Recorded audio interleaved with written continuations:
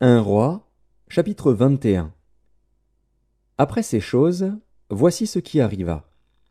Naboth, de Jizréel, avait une vigne à Jizréel, à côté du palais d'Akab, roi de Samarie. Et Akab parla ainsi à Naboth.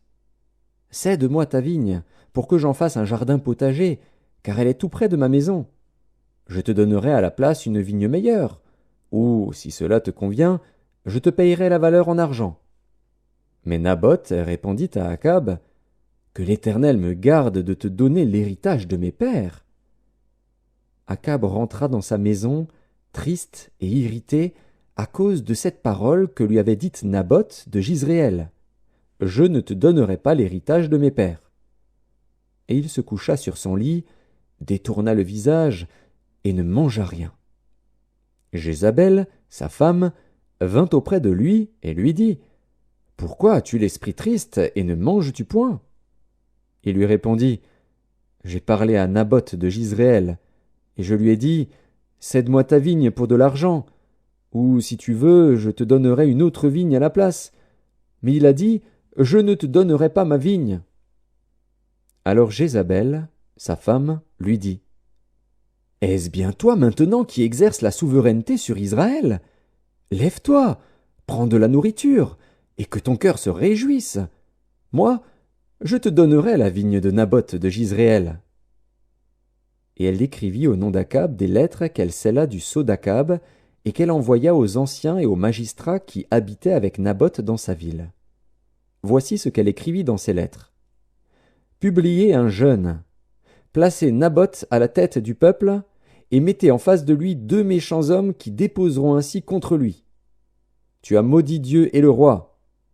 Puis menez-le dehors, lapidez-le, et qu'il meure. Les gens de la ville de Naboth, les anciens et les magistrats qui habitaient dans la ville, agirent comme Jézabel le leur avait fait dire, d'après ce qui était écrit dans les lettres qu'elle leur avait envoyées. Ils publièrent un jeûne, et ils placèrent Naboth à la tête du peuple.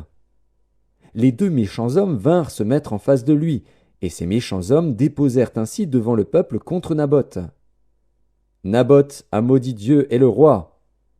Puis ils le menèrent hors de la ville, ils le lapidèrent, et il mourut. Et ils envoyèrent dire à Jézabel, « Naboth a été lapidé, et il est mort. » Lorsque Jézabel apprit que Naboth avait été lapidé et qu'il était mort, elle dit à Akab, « Lève-toi, prends possession de la vigne de Naboth de Jizréel, qui a refusé de te la céder pour de l'argent, car Naboth n'est plus en vie, il est mort. » Akab, entendant que Naboth était mort, se leva pour descendre à la vigne de Naboth de Jizréel, afin d'en prendre possession. Alors la parole de l'Éternel fut adressée à Élie, le Tishbite, en ces mots. « Lève-toi, descends au-devant d'Akab, roi d'Israël à Samarie. Le voilà dans la vigne de Naboth, où il est descendu pour en prendre possession. Tu lui diras, « Ainsi parle l'Éternel. N'es-tu pas un assassin et un voleur ?» Et tu lui diras, « Ainsi parle l'Éternel. Au lieu même où les chiens ont léché le sang de Naboth, les chiens lécheront aussi ton propre sang. » Akab dit à Élie, « M'as-tu trouvé, mon ennemi ?» Et il répondit, « Je t'ai trouvé, parce que tu t'es vendu pour faire ce qui est mal aux yeux de l'Éternel. Voici, je vais faire venir le malheur sur toi. Je te balayerai, j'exterminerai quiconque appartient à Akab, celui qui est esclave et celui qui est libre en Israël, et je rendrai ta maison semblable à la maison de Jéroboam, fils de Nébat, et à la maison de Baécha, fils d'Akija, parce que tu m'as irrité et que tu as fait pécher Israël. » L'Éternel parle aussi sur Jézabel, et il dit, « Les chiens mangeront Jézabel près du rempart de Jizréel.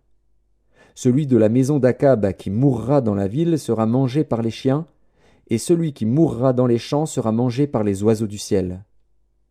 Il n'y a eu personne qui se soit vendu comme Akab pour faire ce qui est mal aux yeux de l'Éternel, et Jézabel, sa femme, l'y excitait. Il a agi de la manière la plus abominable, en allant après les idoles, comme le faisaient les Amoréens, que l'Éternel chassa devant les enfants d'Israël. » Après avoir entendu les paroles d'Élie, Akab déchira ses vêtements, Il mit un sac sur son corps, et il jeûna. Il couchait avec ce sac, et il marchait lentement. Et la parole de l'Éternel fut adressée à Élie, le Tishbite, en ces mots. As-tu vu comment Akab s'est humilié devant moi? Parce qu'il s'est humilié devant moi, je ne ferai pas venir le malheur pendant sa vie. Ce sera pendant la vie de son fils que je ferai venir le malheur sur sa maison.